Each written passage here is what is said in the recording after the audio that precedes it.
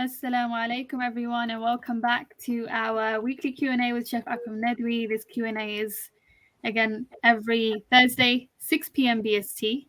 Last week we did start a little bit early. We started at 5:30, but we'll go back to our normal routine inshallah. So 6 p.m. to 6:30 inshallah.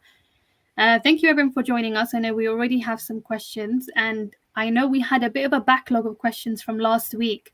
So what I'm thinking, Sheikh, to do is there's actually one, we will be starting on a little bit of a heavy note, but there was one question that we got last week and that I think it's worth answering. And actually one of the first questions we just got now is on a similar tone. So inshallah, we're going to start there. Just so anyone who's new, if you have any questions, just add it in the comment box. So if you're watching on YouTube, comment underneath the stream, Facebook comment, and I will be able to see your comments. So I'll try and go in order, inshallah. But Sheikh, we had a question last week from, I can't put it on the screen, but I'll put our second question on the screen, inshallah, from Ma'asum Rahman. And he said, what is your advice for sisters in our community who have faced sexual abuse as a child? And he spoke of one example of a sister who came to them in the masjid and she was feeling suicidal. She needed some guidance. And actually, we just got a question now from Brother Moinuddin, where he said, how can we console someone who has experienced horrific events and acts against them? For example, physical abuse, child abuse, torture, etc. What words of comfort are we encouraged to provide? And maybe as a community, how should we be dealing with this? Bismillahir Rahmanir Rahim. This actually is a question that is very important, and I have been involved in some of these cases for a long time. Actually, I even gave a talk in London in one of the conference on this topic, and there are some of my friends working on this, and sometimes they seek my help. So certainly, Muslim community has many problems, and one of the problem is child abuse. And what is more worrying is that very often this is done by the people of the religion, means people who are scholars, imams in the masjid, people who teach, who get Islamic tuition, and so many of this abuse, and then those boys and girls who are abused from a very early age, their lives are ruined. Basically, in the future, they become mad. There's so many problems I have, heard about, which really is very painful. The first thing is, I will advise that cases like that, they should not kept secret. Very often Muslims think that if these cases are known, then Islam will have bad name, and though they keep hiding, so this is very dangerous because Islam will have no bad name. Islam actually encourages people against to rise up against any injustice. If any injustice is done, Muslims are the first people to get up and support the wronged and get justice for the people. So these things should not keep. Otherwise, those people who are involved in this matter, it becomes their habit. They keep doing. Actually, they do. I know some of those people. They have been doing for many years because people don't complain about them. So the first thing is, as soon as a case like that is known, don't keep it secret. Take it to the authorities. Let the community know. So then they actually become careful about those people. They don't let their children to be taught by those people. They don't get the position in the masjid as imam or teachers or something like that. So the first thing is that we should not keep it a secret. We should make it known. Actually, one of the imams, he was doing all this thing until now. I think he keeps doing, and there have been girls who became young, and some of them actually complained to me. And when I mentioned that you should go to a right authority, you should complain about this. So they're saying the imam is threatening that if you go to the court or anywhere, then my jinn will kill you. So the scared. I said, no jinn can kill you. These people just making story, just basically to keep their their crime hidden. There's no jinn in their hand. Allah cannot support people like that. They are wrong people. They really, basically they have no shame. Shameless people is doing this thing in the name of the religion. So first thing is the Muslim community should be very strong, support the wronged people, and get you know the wrongdoers, whether they're imams or alim or teachers or anybody in the community or sometimes family people. Okay, there have been cases with the family people involved. Anybody, once we know, we have to take them to the right authority and let their crimes known to other people can be saved. Islam, actually, the Quran makes very clear that Muslims must support the wronged. Muslims should come out. The Prophet ﷺ encouraged that. So that first thing keep in mind that those who have been abused, they are madloom, they are wronged. We have to support them and help them. And those who are involved in these cases, they are the wrongdoers, they are the unjust. They should be, punished, severely. To in the future, they never can do something like that. And because so many lives have been ruined, really. I know personally many of these people, and they told me that because of that they can't do anything in their life. They finish their life has been finished really, and this is not one or two cases. Many cases. Actually, somebody is preparing all this information. One day it will come, and the names which are in this list, I was shocked really. Some of those people are famous and this and that. So this is the one thing we should get up against the wronged. And if I tell you the stories, you will be really mad because I know these stories personally. People who have been subjected to these wrongdoings, they narrated to me. So it is not something I'm just actually people have asked me to write some articles about this matter, but I think I don't want to write in that way. I said I will write more general way. I don't want to mention anybody's name because that is something to be decided by the court. People should take it to the court, and that's why I advise people don't uh, you know allow your children to go for a tuition with any imam or alim. Your girls or your boys, don't trust anybody. If you do trust, you will be in future regretting. And don't invite any imam or any alim or teacher to come to your house and teach. Teaching always should happen in a public space by the teachers who are qualified, and they are have permission by the authorities to teach like that. So then they can teach. All these tuition at home or tuition in the homes of the teachers, strictly should be stopped, because that is the, and you don't know really, you don't know people in advance. You trust, and then your trust is broken. And sometimes parents don't know really what happening, and the children later on they grow and then they narrate, but the parents have no idea what is happening. So this is a very important thing really. It is good that it has brought because this is the case which is on such a large scale that many of us will not believe it happening in this country, in America, in Canada, in all the Western world. Actually, it must be happening also in India and Pakistan, Bangladesh, but there, things are so secretive, people don't understand.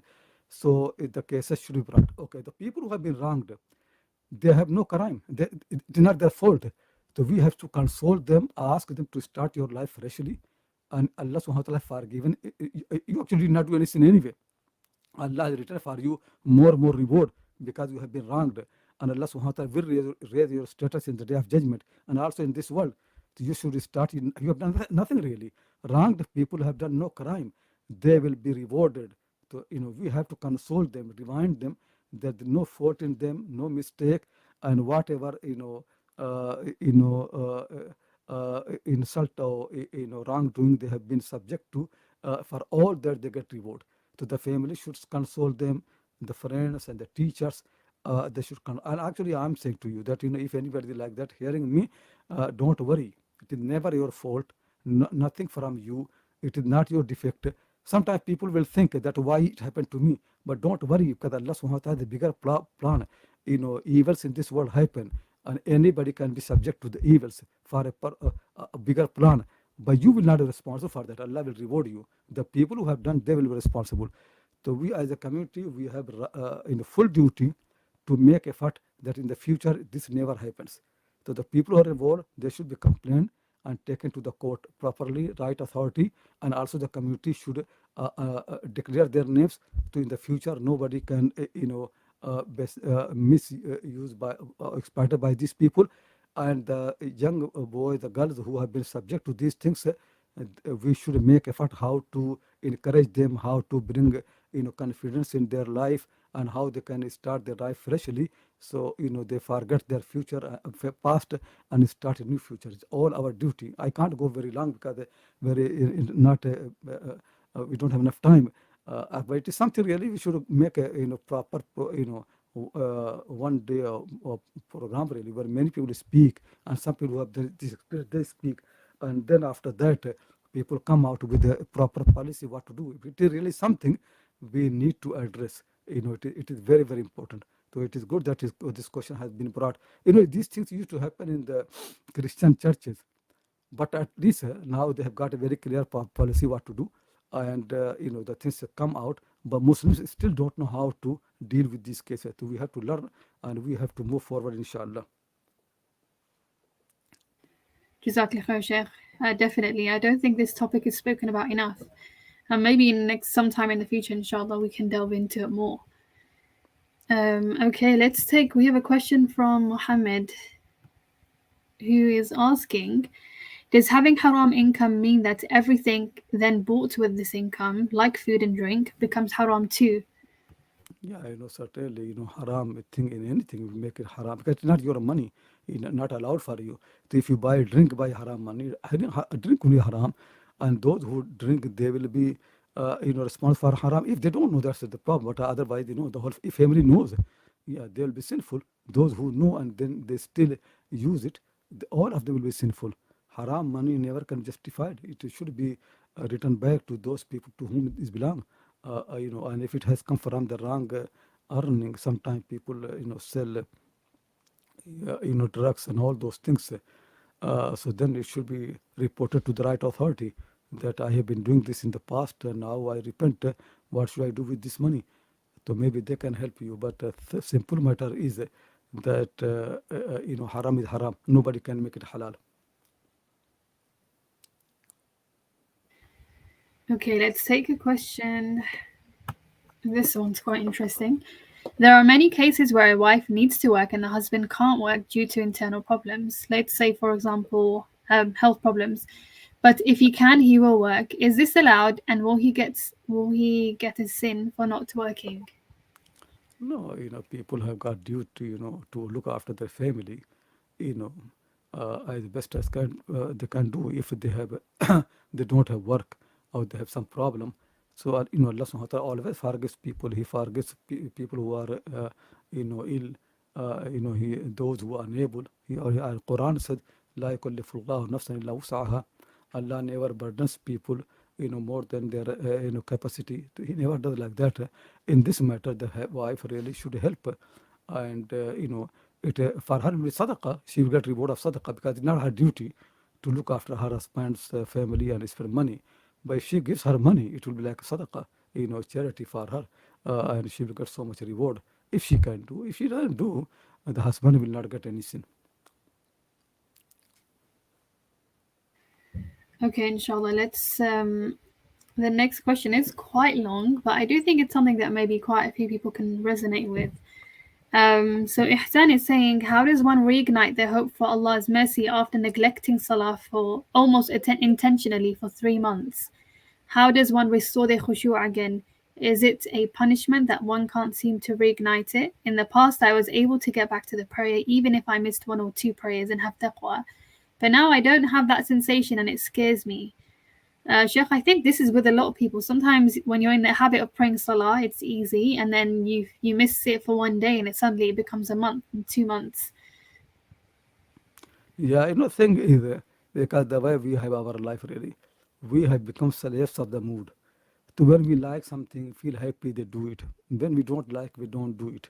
It all the time keep happening. We have good mood, so we respect our friends. If we don't have good mood, we don't care about the people, our parent, our family, our study, reading. We read when we feel we have mood. When we don't have mood, we don't read. The prayers we do when we feel better. If we don't feel a mood, we neglect the prayer. So it's all wrong habits of the being a slave of the mood. This is very very bad really. The way in this world is use the mind. If something is good for you, then force yourself to do it, whether you like or don't like, enjoy or don't like. That what you need to work hard. That Allah wants. That what effort means really. And if something wrong, bad for you, then force yourself not to do. So if you know that smoking is good, bad for you, then force yourself not to smoke. If you know the prayer is good for you, then force yourself to pray. It's a simple matter, whether you like, don't like, feel mood, feel happy. Once you start doing like that, then your life will improve.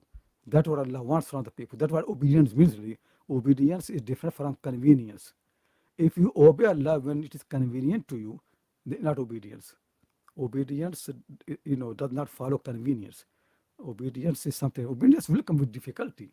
It seems really difficult, but still you obey Allah subhanahu wa ta'ala. Somebody has harmed you, and Allah subhanahu wa ta'ala asks you to forgive. You don't want to forgive, but you forgive because Allah has commanded you. So that is obedience. But when you follow your mood, that's not obedience. So people should come out from this thing really. That is one of the problems of the modern world is that why all the marriages fail. People marry and it fails. Why? Because when they marry, they're excited, they have got desire, what they call as love, they have love.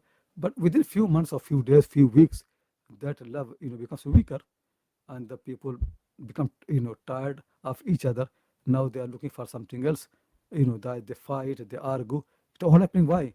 Because they don't follow the reason.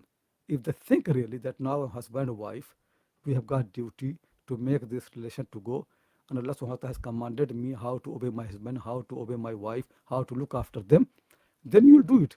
But if you only do when you feel happy, when you feel in a mood, then you're not a Muslim. Muslim means slave of Allah, the one who surrenders his desire, his will to the will of Allah subhanahu wa ta'ala. To make habit, force yourself to the will of Allah, to the command of Allah. That's what a believer actually is. Whether you like, don't like, you feel happy, you don't feel happy, you have good mood, bad mood, it doesn't matter. What matters is that you obey Allah. If you obey Allah, even if you don't like, you get reward. Actually, you get double reward because you're forcing yourself. But if you only obey Allah when you like and when you have good mood, it's not obedience. Nothing will happen to you. Then what happens soon? Mood will change and you will change. So learn one thing in the life. Always find out what is good for you, then do it. And always find out what is bad for you, then avoid that. Don't don't follow what makes you happy. It always dangerous. Always follow what is good. If you follow what is good, you become happy, real happiness. And if you follow what makes you happy, you never can be good. You always remain bad. People who want to be happy, they become bad people. And people who want to become good, they become good and also they become happy. So make sure that you force yourself for good and make your mind to decide, not your desire. Jazakallah khair, Sheikh. Okay, our next question, I don't have it noted here, but Sheikh, the question is, in terms of our relationship with the Quran, we're told that our relationship with the Quran should be such that not a day goes by where we don't recite the Quran. We seek the solution to all our problems, we seek it from the Quran. We seek our happiness from the Quran, and we become so attached to it that it becomes like our companion, our friend.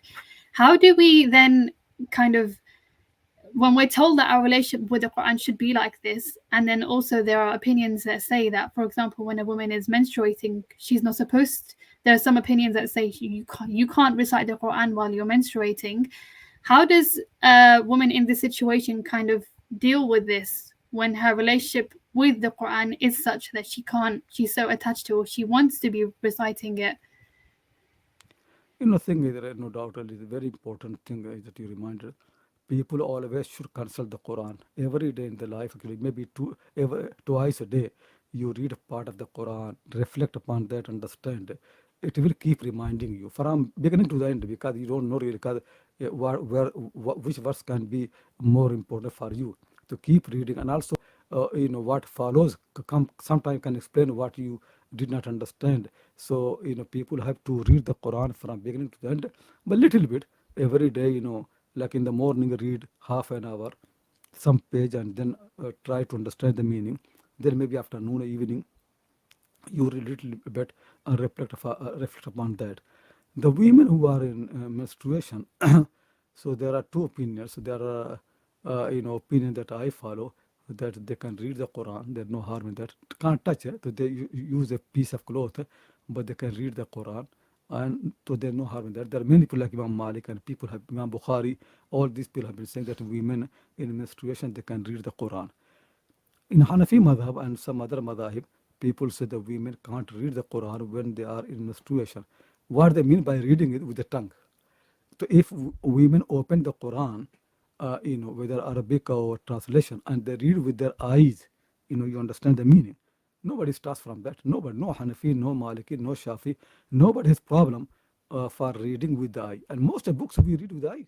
When you do mutala reading, you do with the eye. Same Quran, read with your eye and look in the meaning, reflect upon that.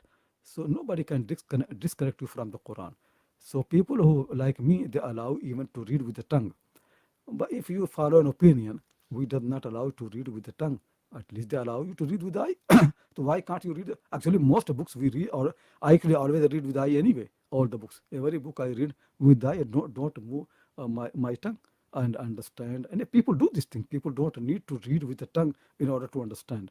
So women have there's no need. But anyway, both opinions are there. If you want to read, there are people who allow, and not only people like me, Imam Malik so early, Imam Bukhari, big people, they allow that. And if you follow the opinions of other people, where you think you can't read, so at least read with the eye, because they don't stop you from reading with the eye. They only stop you from reading with the tongue. That makes sense. Jazakallah khair, Sheikh. Okay, let's take a question. We have a question from Shaib, and he's asking, there are some views in tafsir stating that the Muslims were facing the same qibla as the Jews in Jerusalem. The Muslims were commanded to change their qibla to Mecca. The Jews did not follow the Muslims. Does this mean that they remained facing the qibla in Jerusalem till today? Jews, that what they think really, that they face Jerusalem. I don't know what they do now really, but that is their, there's a temple or whatever.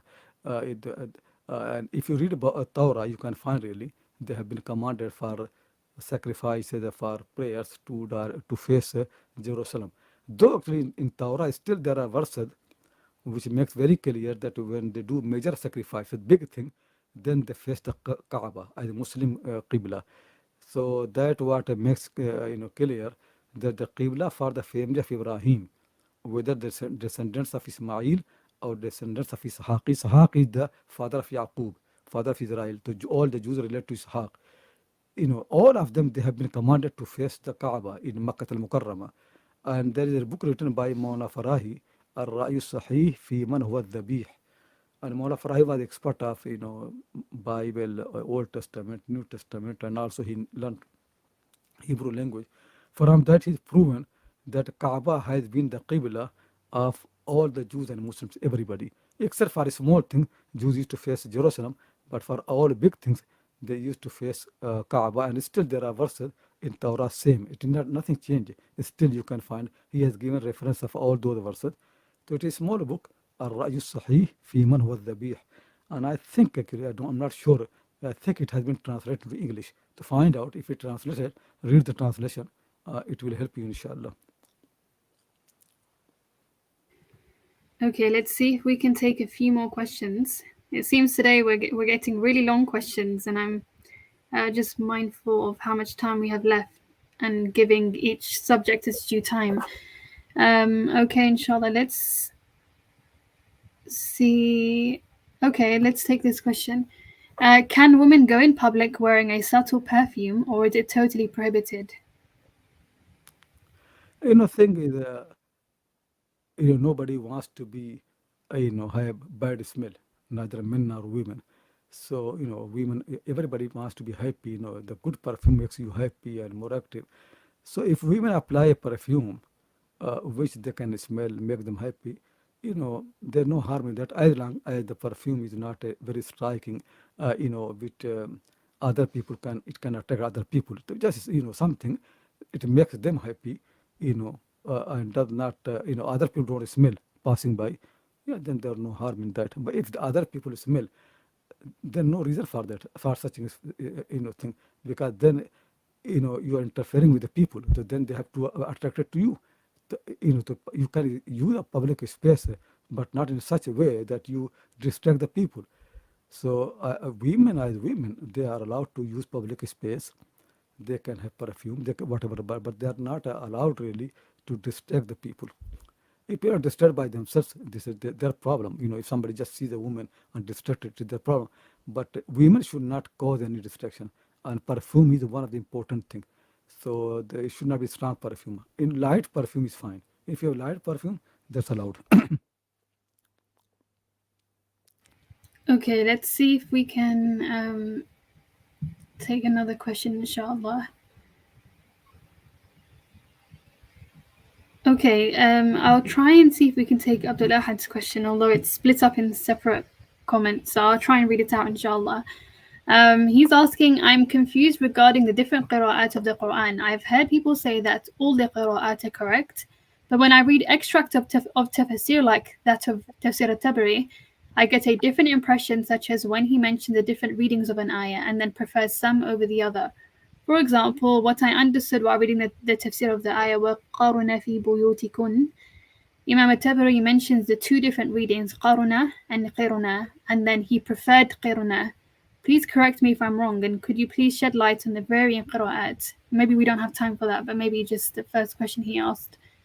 I really don't think you need to go so deep in this matter. To like every language, people can pronounce things differently. Sometimes people can construct the sentence differently. Sometimes you use, preposition. Sometimes you don't use preposition. Sometimes you emphasize, sometimes you don't emphasize. That's how Arabic language is. Because the Quran, so they preserved, all the teachings of, experts of the teachers, readings of the Quran. So in Kufa and Basra, Makkah, Medina, the people who used to read teach the Quran, how different possibilities are there. So in the future, if people follow any of those possibilities, you don't say it is wrong. Really know it, people have been following that. That's all. But it doesn't change the meaning much really. Sometimes maybe very little, not too much. It is just a little emphasis.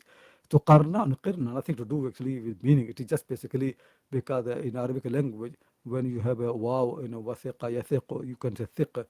Some people can change differently. These things are more grammar point, which have more than one possibility.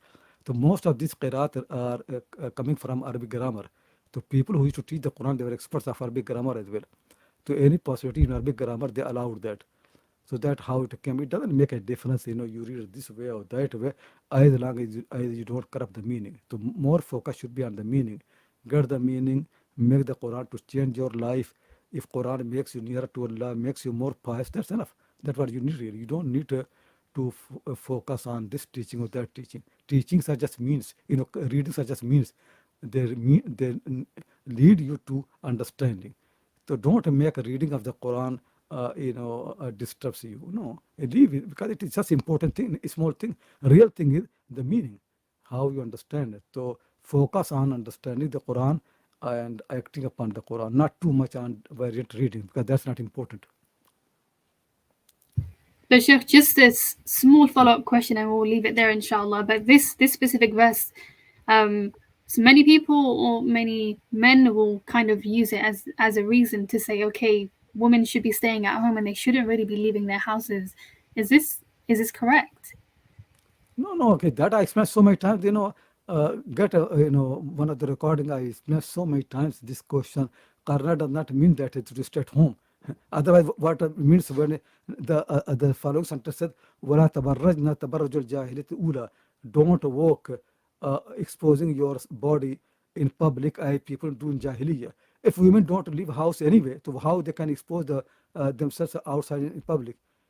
Meaning is that when you are at home, be in waqar, properly. If people come from outside, they don't see you, outsiders. When you go in public, then don't show off. La tabarrajna. Then put on jilbab. That's the meaning is. Meaning that women should stay at home. Meaning when they're at home, they should be with waqar, because the outsiders comes, so they don't mix with them. And when they go outside, they put on jilbab, so they don't show off their body. There's nothing so in the Quran that women must remain in the house. Nobody. Quranic women are not in house. Maryam alayhi salam is outside. She's the most pious woman. Musa alayhi salam's sister is outside. Musa alayhi salam meets these women outside. All these women, they come, go, and Quran doesn't have a problem with the women going out. And the Prophet ﷺ has said to his wives, Allah allowed you people to go out. And women can go for shopping. For any women of the Prophet used to do all these things on all the companions' wives. That's not the meaning of karna. Karna meaning is when you're at home, be sure that when outsiders come, you don't mix with them. And when you go outside, they'll put on your jilbab. Don't expose your body as used to do in the Jahiliyyah. Jazakallah khair, Sheikh. And for anyone interested, maybe we'll try and have a look and see when Sheikh did explain these verses in more detail, and we'll try and let you know, inshallah. Jazakallah khair, Sheikh, for your time. I know we've gone a little bit over, and inshallah, we will see you in our next Q&A session. And again, jazakum Allah khair and everyone else for joining us. I really appreciate, and we enjoy having a wide variety of questions that are always coming. I can see that we do have a lot more follow-up questions on this topic. I do want to give it its due right, inshallah. Sometimes these topics do need more than 3 to 5 minute answer, and this Q&A is done in a way where it is only 30 minutes. So we do try and get as many as possible, and sometimes we can't answer all of them as we'd hope to answer them, inshallah. Just so for anyone who is new, Al-Salam Institute is Shaykh Akram is the co-founder of Al-Salam Institute and the principal. So anyone who is interested in anything that we do, we offer Islamic scholarship programs for people who can't commit to full-time studies. So people who, full-time mothers, working professionals, students who do want to pursue Islamic studies, Al-Salam Institute is the place for you. This is why we started. Our applications are open. We did open our applications in Ramadan for the next academic year. So anyone who is interested, head on to our website, which is on the screen, our Facebook, Instagram, and inshallah, we will be back soon with our Q&A. I'm not sure if we have a Q&A running next week, so please just keep up with our Facebook, inshallah, and our YouTube, and we will announce when the next Q&A will be, inshallah. Jazakumullah khair and everyone else for your questions, and we will see you when we have our next Q&A. Assalamu alaikum.